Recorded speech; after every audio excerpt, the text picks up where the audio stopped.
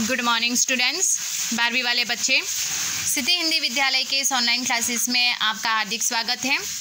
बच्चों, यहाँ पे जो भी आपको व्याकरण पढ़ाया जाएगा इस ऑनलाइन क्लासेस में, या फिर कोई भी आपको जैसे कि काव्य या पाठ है, तो उस पाठ से रिलेटेड या काव्य से रिलेटेड जो भी व्याकरण ग्रामर से रिलेटेड आपको कोई भी प्रश्न हो तो वो आपको यहाँ हम चर्चा करेंगे, तो वो आपको लिखना पड़ेगा अपनी कॉपी में। मैं आपको वो प्रश्न टिक मार्क लगा के दूंगी कि ये आपको प्रश्न अपनी कॉपी में लिखना है, और स्वाध्याय के जितने भी प्रश्न है उसको तो आपको लिखना ही है, क्योंकि बच्चों आप कॉपी में लिखोगे तभी यहाँ से मैं आपको जवाब और प्रश्न बोलूँगी और उसके जवाब मैं आपको बताती जाऊँगी।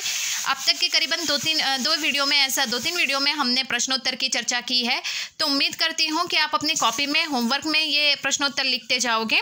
ठीक है, अब यहाँ पे सबसे पहले तो हम ये 12वीं के हिंदी सब्जेक्ट के भीतर ये जो हमारे इस साल की जो अभ्यासक्रम की सूची है वो मैं आपको बता देती हूँ। तो बच्चों, सबसे पहले यहाँ पे मैंने देखिए ये जो यहाँ पे है ये क्रम मैंने दिए 1 2 3 4 5 6 7 8। ये लेसन नहीं है, ये क्रम है। ठीक है, उसके बाद यहाँ पे 4 विभाग दिए गए हैं। उसमें सबसे पहला जो विभाग है वो मैं आपको बताती हूँ, अभ्यासक्रम में रखने वाले गद्य और पद्य। यानी बच्चों, इस साल अभ्यासक्रम में हमें कौन से पाठ और कौन से काव्य हमें पढ़ने हैं वो है। दूसरा विभाग है अभ्यासक्रम से इस वर्ष निकाले गए गद्य और पद्य। यानी बच्चों, इस वर्ष हमें कौन कौन से पाठ और कविता निकाल देने हैं, जिसको नहीं पढ़ना है उसकी ये विभाग है। तीसरा विभाग हमारा है वो व्याकरण का है। ठीक है, और चौथा विभाग हमारे लेखन प्रवृत्ति का है। अब यहाँ से शुरुआत करते हैं पद्य से। ठीक है, पद्य तो यहाँ पे एक 12वीं वालों के लिए मैं यहाँ पे एक किताब भी आपको बताती जाऊँगी, किताब भी खोल के रखती हूँ, ताकि आपको क्या हो कि और ज़्यादा स्पष्ट हो। ठीक है, और ज़्यादा आपको उसकी जानकारी हासिल हो कि किस प्रकार से हमें यहाँ पे करना है। ठीक है, तो यहाँ पे जैसे कि देखिए पद्य विभाग में सबसे पहले जो काव्य है, काव्य 1, काव्य 2 हमें पढ़ना है। काव्य 1 देखिए, यहाँ पे मैं आपको किताब में भी दिखाती जा रही हूँ। काव्य 1 हरिवंश राय बच्चन, आत्मपरिचय और एक गीत। काव्य 2, ठीक है, देखिए ये मैंने यहाँ पे ये रखा हुआ है अभ्यासक्रम की सूची। तो काव्य 2 हमें इस साल पढ़ना है, कौन सा? पतंग, आलोक धनवा। ठीक है, उसके बाद काव्य 3, 3.1 और 3.2 अभ्यासक्रम से इस वर्ष निकाले गए काव्य। तो ये तीसरा काव्य कौन सा है? कुबेर नारायण का कविता के बहाने और बात सीधी थी पर। ठीक है बच्चों, तो ये जो है हमारा, हमें इस साल ये तीसरा ये जो काव्य है वो हमें निकाल देना है। ठीक है, तीसरा काव्य हमें निकाल देना है। काव्य चौथा हमें पढ़ना है, कौन सा? रघुवीर सहाय का कैमरे में बंद अपाहिज। काव्य 5वां गजानन माधव यानी भुक्ति बोध का श हर्ष स्वीकारा है, ये काव्य हमें पढ़ना है। उसके बाद काव्य 6ठा शमशेर बहादुर सिंह उषा, ये काव्य हमें पढ़ना है। प्रकरण 7 यानी काव्य नंबर 7 कौन सा है? सूर्यकांत त्रिपाठी निराला का बादल राग, ये काव्य निकाल देना है। देखिए मैंने यहाँ पे गलत का निशान भी लगाया, ये काव्य निकाल देना है, हमें नहीं पढ़ना है। उसके बाद काव्य नंबर 8, देखो काव्य नंबर 8 में 2 काव्य है। जैसे हमने पहला काव्य नहीं पढ़ा हरिवंश राय बच्चन का, वैसे काव्य नंबर 8 में भी 2 काव्य है, 8.1 और 8.2। तो ये देखिए तुलसीदास का 8.1, 8.2। तो मतलब यहाँ पे हमें कौन कौन से पढ़ने हैं? यहाँ पे दूसरा वाला पढ़ना है, लक्ष्मण मूर्छा और राम का विलाप, दूसरा वाला पढ़ना है। पहला वाला कवितावली उत्तरकांड से, ये निकाल देना है। ठीक है, उसके बाद प्रकरण 9 मतलब काव्य नंबर 9, उसमें 9.1 पढ़ना है और 9.2 निकाल देना है। देखिए 9.1 ये हमें पढ़ना है। रुबाइयाँ और गज़ल हमें निकाल देनी है। देखो इस साल से, मतलब इस साल, सिर्फ इस साल ही ये हमें ध्यान में रखना है।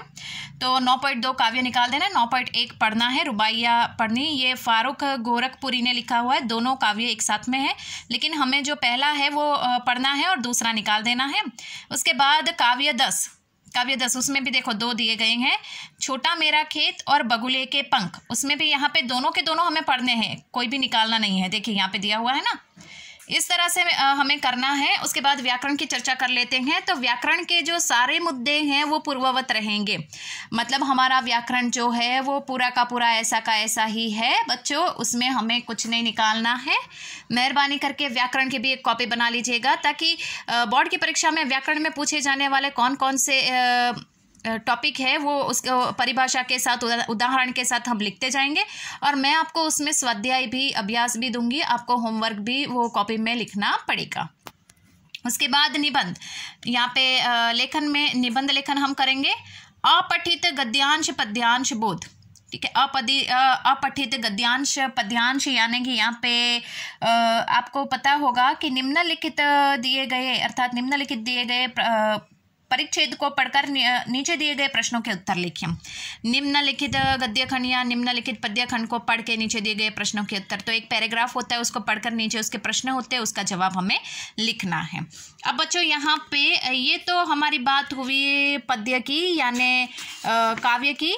अब हम बात करते हैं यहाँ पे गद्य की। गद्य की बात करते हैं तो गद्य में भी यहाँ पे कुछ इसी प्रकार का है, सो उसको हम देख लेते हैं। तो गद्य में भी देखिए, सबसे पहले मैं आपको ये दिखा देती हूँ। गद्य खंड में भी प्रकरण 11वां यानी पाठ 11वां कौन सा है, यहाँ पे मैं आपको बताती हूँ। भक्तिन, ये भक्तिन का जो लेसन है ये हमें इस साल पढ़ना है। देखिए यहाँ पे पाठ 11वां हमें लेना है भक्तिन। उसके बाद यहाँ पे पाठ 12वां 13वां और 14 यानी 11, 12, 13 और 14, यहाँ पे इतने पाठ हमें पढ़ने हैं। तो पाठ 11वां महादेवी वर्मा का भक्तिन, पाठ 12वां जैनेन्द्र कुमार का बाजार दर्शन, पाठ 13वां धर्मवीर भारती का काले मेघ पानी दे, और उसके बाद 14वां पाठ जो है फर्णेश्वर नाथ रेणु का है पहलवान की ढोलक। 11, 12, 13 और 14 ये चारों पाठ हमें पढ़ने हैं हम। और सिलेबस में से निकाल देना है वो कौन से पाठ है, 15 पाठ निकाल देना है। पाठ नंबर 15 जो विष्णु खरे का है, चार्ली चैपलिन यानी हम सब। ये देखिए यहाँ पे सूची है, चार्ली चैपलिन यानी हम सब, ये मैंने गलत का निशान भी लगाया है। ये पाठ निकाल देना है, 15वां पाठ। उसके बाद यहाँ पे प्रकरण 16 यानी 16वां जो लेसन है रज़िया सज्जाद ज़हीर का नमक, ये पाठ पढ़ना है। और 18.1 ये पाठ पढ़ना है, 18.2 निकाल देना है, और 17वां पाठ भी निकाल देना है। मतलब यहाँ पे सूची में आपको बता देती हूँ कि 16वां पाठ हमें यहाँ पे पढ़ना है। ये हजारी प्रसाद त्रिवेदी शीरीष के फूल, ये पाठ 17वां हमें निकाल देना है, 17 पाठ हमें निकाल देना है। और 18 नंबर में देखो 2 पाठ है, जैसे काव्य हमने 2 नहीं पढ़े वैसे यहाँ पे 2 पाठ है। उसमें हमें सबसे पहले 18.1 मतलब श्रम विभाजन और जाति प्रथा हमें पढ़ना है।